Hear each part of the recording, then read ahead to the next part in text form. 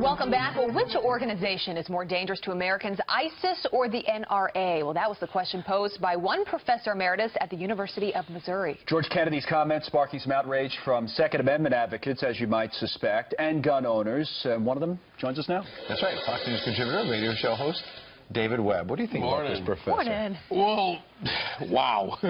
First of all, this is a false premise. They love to set up these arguments where ISIS is more dangerous than the NRA, and it's a numbers game. Only so many people have been killed by terrorism. By the way, this professor talks about 9 deaths. I would remind him that Orlando, the nightclub, was 48 plus the terrorist, and San Bernardino, add the numbers up. Fort Hood was a terrorist attack. So he's not even right on his numbers. But the idea is to set up a false argument and draw us into it. So here's what I'm saying to America. Don't get drawn into it. It's not relative one to the other.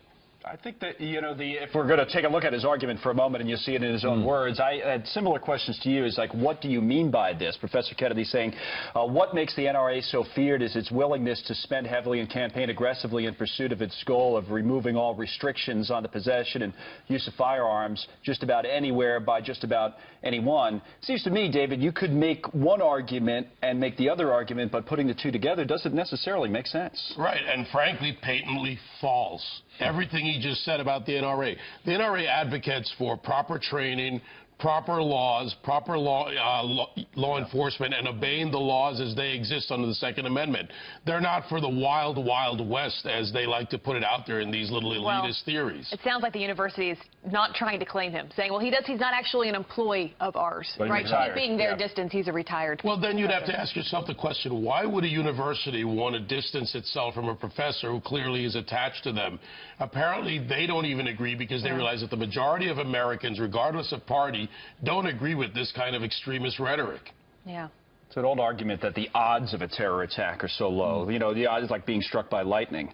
But again, to conflate that with whether or not you have a gun or whether someone in a law-abiding way is using a gun, not related. Let me give you another perspective on how the left likes to place arguments. They talk about crimes committed by, say, illegal aliens versus crimes committed by those lawfully present in America.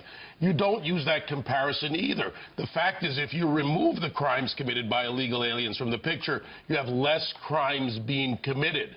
They conflate things. They put them together. They create false premises, or, for the lawyers out there, specious arguments, and then we get into that debate. So don't engage them in the debate. Simply refute them. No, that's good advice. Good to have you here, David.